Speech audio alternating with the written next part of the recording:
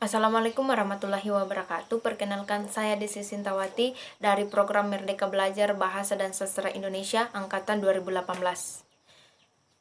Di sini saya akan menjelaskan beberapa tentang komunikasi antar pribadi.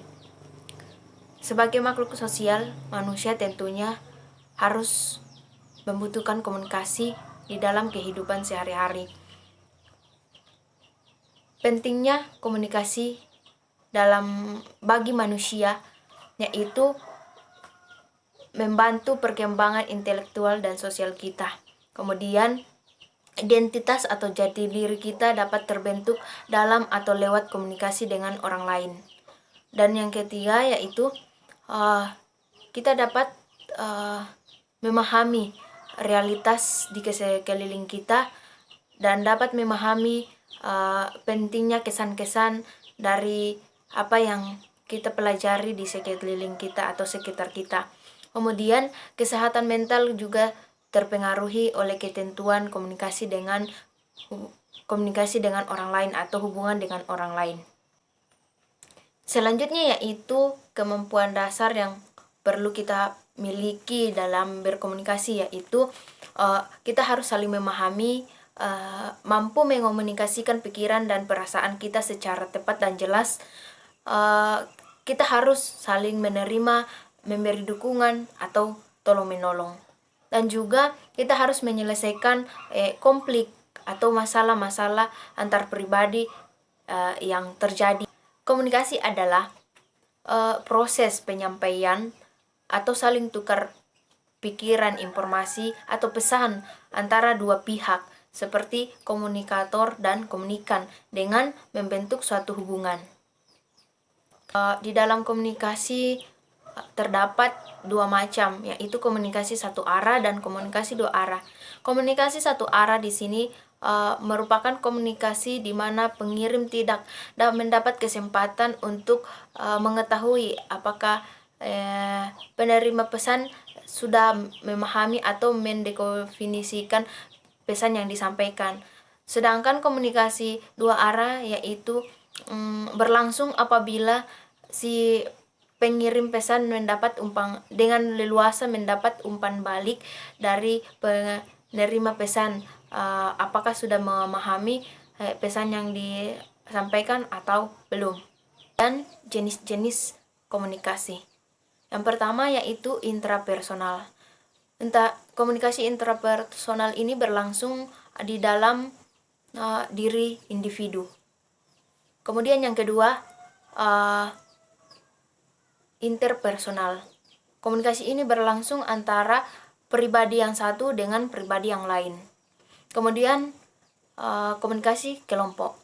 Komunikasi kelompok berlangsung ketika kelompok dengan kelompok. Kemudian yang keempat yaitu komunikasi massa. Komunikasi massa ini berlangsung ketika individu atau kelompok dengan khalayak banyak atau massa atau masyarakat. Kemudian selanjutnya yaitu komunikasi antar pribadi. Komunikasi antar pribadi terdapat 4. Yang pertama yaitu komunikasi secara lisan. Komunikasi secara lisan ini menyampaikan pesan secara lisan seperti pidato, percakapan, diskusi kelompok, serta segala penyampaian informasi yang disampaikan secara lisan. Kemudian yang kedua yaitu komunikasi tertulis. Komunikasi tertulis mencakup memo, surat, email, pengirim faksimili, laporan organisasi, dan juga segala informasi yang ditulis seperti di papan pengumuman, papan buletin, dan juga segala informasi yang ditulis melalui pihak kata ataupun simbol. Kemudian yang ketiga yaitu komunikasi verbal, dan kemudian yang keempat komunikasi nonverbal. Ini yaitu pembukaan diri atau self disclosure. Pembukaan diri mengungkapkan perasaan atau tanggapan kita terhadap situasi yang kita sedang alami saat ini, dan juga memberikan informasi tentang masa lalu yang relevan yang berguna untuk memahami tanggapan kita di masa kini. Artinya, pembukaan diri di sini kita menceritakan segala perasaan atau tanggapan kita terhadap situasi, dan juga memberikan informasi-informasi tentang masa lalu kita untuk kita dapat menanggapi kehidupan kita pada saat ini. Selanjutnya yaitu tentang hambatan yang terjadi dalam komunikasi. Yang pertama yaitu konsep diri atau pengalamannya masa lalu yang mempengaruhi sikap, seperti trauma dengan kejadian-kejadian masa lalu, menutup diri untuk informasi-informasi baru, penilaian terhadap pengirim pesan, perbedaan persepsi, pengamatan yang berbeda, pengaruh informasi dan juga salah informasi. Yaitu konflik dalam hubungan antar pribadi. Sebagai makhluk sosial, manusia pasti mempunyai konflik-konflik yang ada di sekitar mereka. Tetapi kita harus mengetahui dan mengendalikan dan juga mengambil manfaat dari konflik tersebut. Yang pertama, kita harus mengetahui arti dari konflik. Konflik adalah tindakan salah satu pihak yang berakibat menghalangi, mengganggu, atau menghambat tindakan pihak lain. Konflik juga memiliki manfaat. Kita dapat mengambil manfaat dari konflik seperti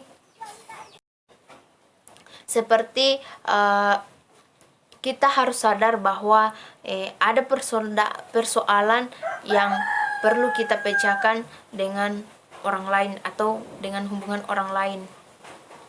Selanjutnya yaitu beberapa manfaat positif dari konflik. Yang pertama yaitu kita harus sadar bahwa ada persoalan yang perlu kita pecahkan dalam hubungan kita dengan orang lain. Konflik dapat menyadarkan dan mendorong kita untuk melakukan perubahan-perubahan dalam diri kita. Kemudian konflik dapat mendorong kita bahwa persoalan dengan orang lain perlu dipecahkan. Kemudian selanjutnya yaitu konflik mendorong kehidupan kita lebih menarik. Kemudian perbedaan pendapat dapat membimbing kita untuk mencapai tujuan bersama yang lebih bermutu dan lebih bermanfaat. Kemudian konflik dapat menghilangkan ketegangan kecil. Konflik dapat menjadikan kita sadar bahwa diri kita yang sesungguhnya. Konflik mempererat dan memperkaya hubungan. Demikian penjelasan saya tentang materi hubungan antar pribadi. Assalamualaikum warahmatullahi wabarakatuh.